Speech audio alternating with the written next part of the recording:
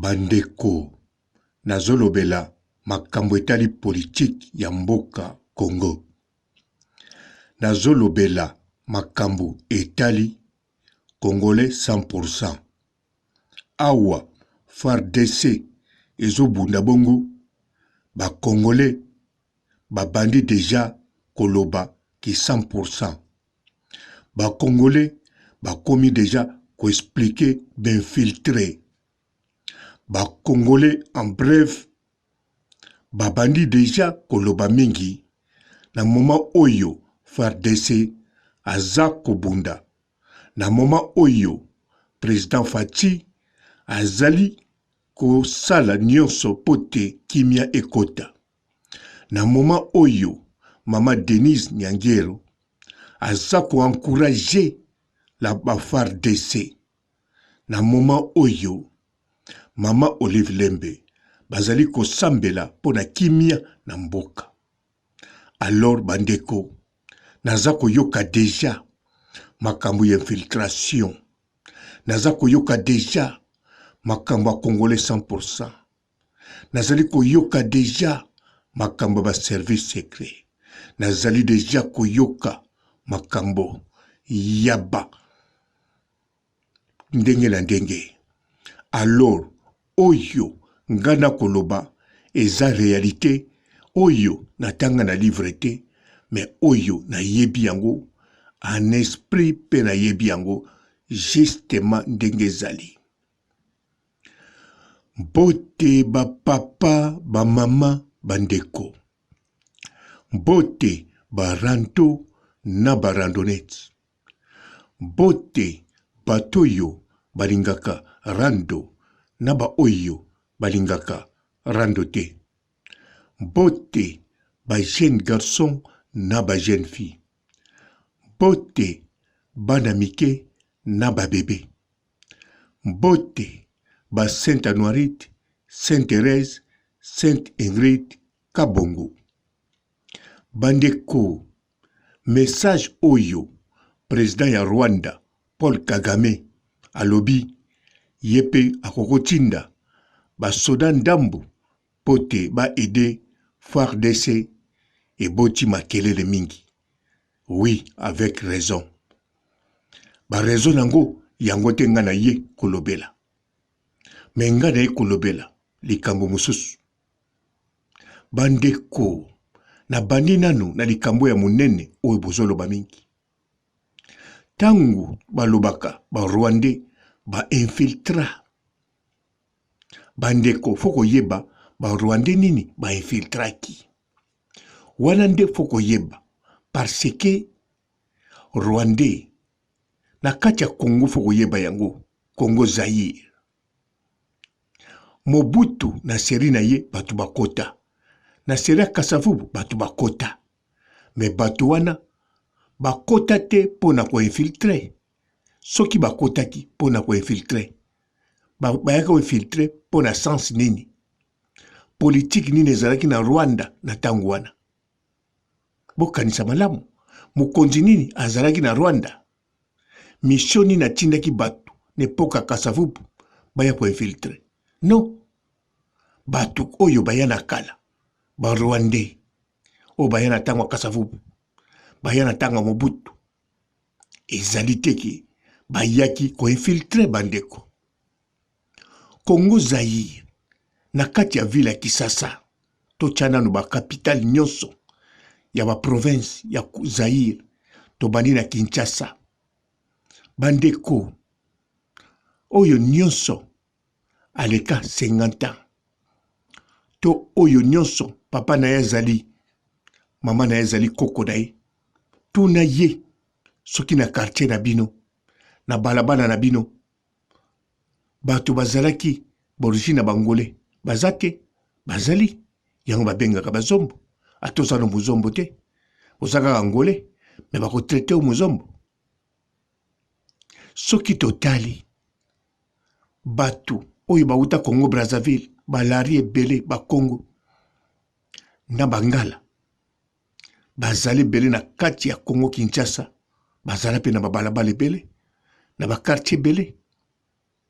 Ba Rwandais bazala pe na quartier belé na balabala belé na Burundi Tanzanien Zambien tous les 9 pays voisins ya Zaïre bato wana bazala pe na Zaïre banda kala na tango ya Mobutu kaka te na tango pe ya Kasavubu kaka te misusu bakota na tango ya Belge ye moko akotisa bango eza bongo bandeko Zaïre ezwi indépendance na année 60 Angola ezwi indépendance Angola ezwi indépendance na le 11 novembre 75 Angola azwi indépendance 15 ans après.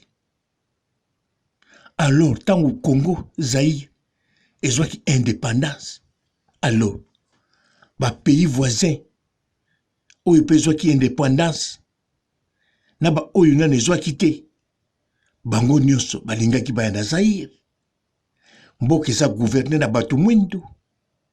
Eza libre. Baya ko immigrer. Baya ko luka vie.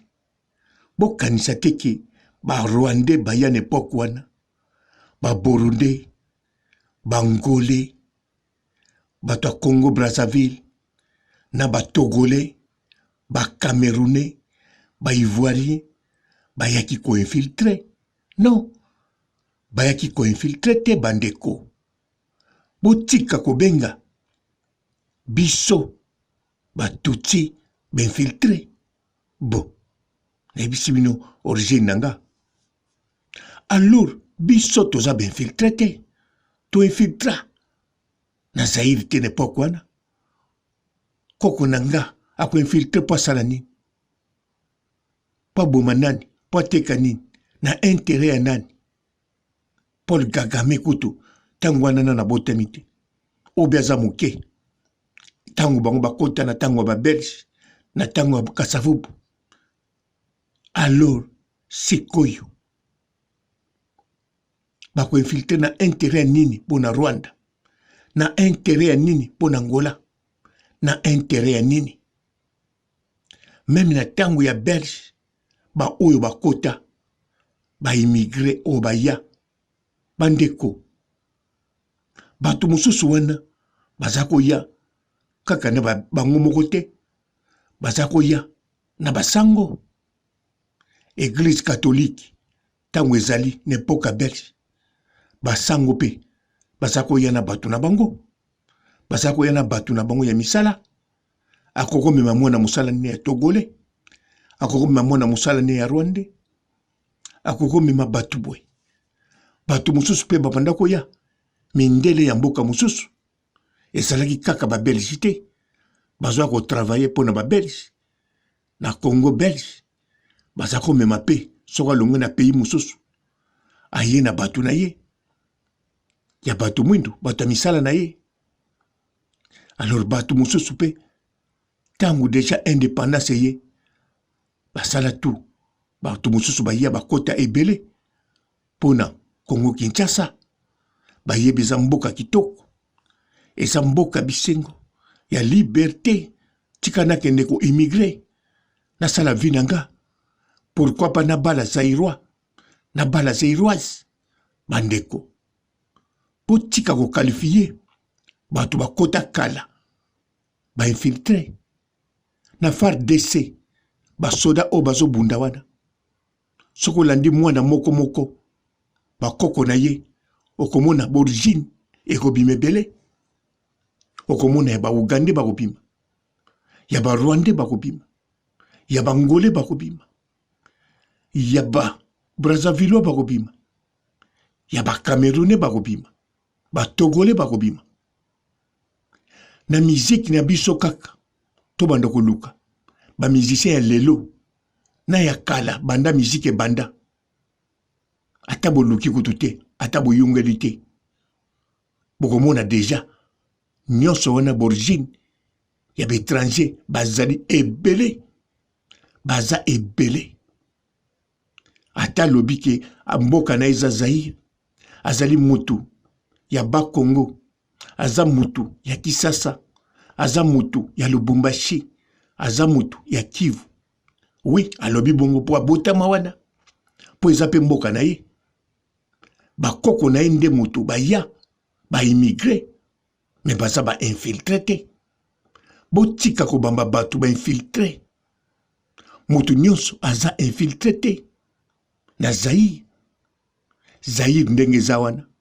Na 85 millions d'habitants au Bozalelo. Alors, 30 millions baza bana ya borigine étranger. Bolinga te eza bongo. Alors 30 millions wana infiltré ou bien infiltré baza kaka batu ya Rwanda o bakota na tango ya Belge, na tango ya Kasavubu, na tango ya Mobutu. Non. Bien sûr, Rwanda ya lelo yo eza na infiltré nango, ça c'est vrai. Eza na service secret nango partout na monde, ça c'est vrai. Alors, etali ba Rwanda kala te. Soki ba Rwanda kala ba idaki ba infiltré oya ba Rwandais ba kotaki pona ko infiltré Zaïre. Alors, bolanda ba wana ndenge moko ba Congolais wana o bazo aider ba Rwanda ba infiltraki pona ko sala mabe na Zaïre. Bolanda ba wana. Mais bozana tina boloba na ba Rwanda batute o ba immigraki pona ko luka vina bango. Bozana tina te boloba na ba ressortissant ya Angola o ba immigrant po ba luka vina bango.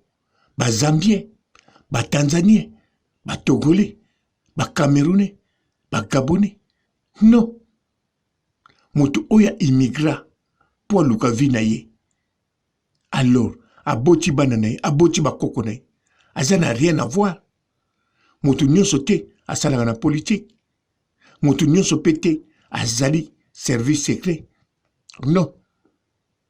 Yangwana bandeko. Ndengi bitumbe zali boye. Ndengi ba FARDC bazo bunda pona intérêt ya Congo. Alors, botika kolakisa baninga misapi. Waneza po bo décourager ba FARDC. Lieutenant Mamadou Ndaye tango akufaki boya koyeba origine neza nani, bakoko na ye bapara na ye asa origine nini, akufaki mpo na nini, abundaki mpo na mboka nini. Bandeko mpo kanisa malamu, eske akenda kobunda bitumba mpo azwa salaire, azwa mbongo, akende kovanda quelque part, azalaki infiltré? Non. Bandeko botika bana ya ba immigré bakoko na bango bapara na bango bazala borigine ya ba immigré ya ba immigration étranger bavanda na kimia. Mobutu na 75 azongisaki bato. Oui, azongisaki bato nyonso volontairement na involontaire. Étranger nyonso oyoyo ba immigré oningo zonga na mboka na yo ozongi. Alors bazongisaki babandaki pe na ba musicien bakabulaki le trio Majesty. Sakul yoza nani Zairo Chikala, Mario yoza nani Matadidi Angolais, ok keni Angola et joue indépendance. Jeskin oza nani Brazzavillois keni na Brazzaville. Le trio Majesty or groupe et Panzani. Mais Mario azaki na posa zonga Angola te. Jeskin azaki na posa kende Congo te. Bazalaki bien. Groupe na bango pe zaki bien. Musique exilaki. Ezaki pe bien. Mais bazongisi bango refoulement ya forcé. Alors bango bazaki infiltré? Non, bazaki infiltré te. Mais zaki symbole po batu moko babando zonga. Mais bato bazongaki bazalaki moke parce que mingi bayibaki tina kozonga te, même na makasi bazalaki na tina kokende te. Surtout tango wana pe bato mbongo ebele bazali ya bangolais, bato mbongo ebele bazalaki pe ya ba Rwandais, ya ba Congo Brazzaville. Depuis zonga kaka lobi nangwana na makambo ne marchaka eza kosimba te. Yango monaki lelo ba misusu bakoma bakatange bamisusu bakoma bato ya Kivu, bamisusu bakoma bato ya Bakongo, bato misusu bakoma Équateur, tala kudena bosana na ba centrafricain bazala déjà bazala kala bakoma mingi kutu famille ya Mobutu bandeko. Alors bango wana tout infiltré to infiltré kaka eza bana ba Rwandais bakoko ba Rwandais bandeko na moment oyo infiltré oyo infiltré na service secret botika gouvernement ya Congo esala musala nango na sérieux. Peuple bozala excité te oya kokamwa mwasi na oyo bala oyebeza congolais 100% aya kobima Rwandais alina ntango wana okomolela oyo te mwasi na nga te bakoselemaka yo moko moto bandi kobenga bato infiltré bakota kala na ntango ya Kasavubu na ntango ya Mobutu non bakota même na ntango ya Belge kala Belge mo aza okotsa ba surtout bangolais belé bakoti bata Congo Brazzaville belé bakoti ba Rwandais ba Burundais bakota kutu na facilité na mwanda mwa musique. Oh bandeko na sukisha totika la malamu et ciao. Bonjour fidèles internautes de www.Elengi Yakomba TV. Bonjour, bonsoir, balandi nyonso ya Elengi Yakomba. Congolaise TV.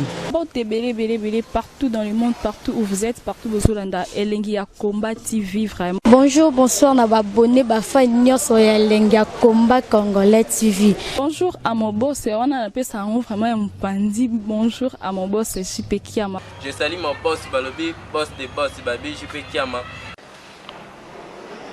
Bonjour, na Elengi Yakomba Congolais TV vraiment. Ngamo na zana chaîne de chaque topo ya boss na JP Kiama ta ay boss des boss ya nyama ya danger. Donc ba samta longola zaki. Ya boss na biso JP Kiama nzambe na ngai ba boss bazali ba boss bazali JP Kiama le boss des boss. Napesi d'abord bonjour te ba mbote belé na mo boss JP Kiama wana na kozangisa ote donc na ko lekate sana napesa mo boss JP Kiama boss des boss.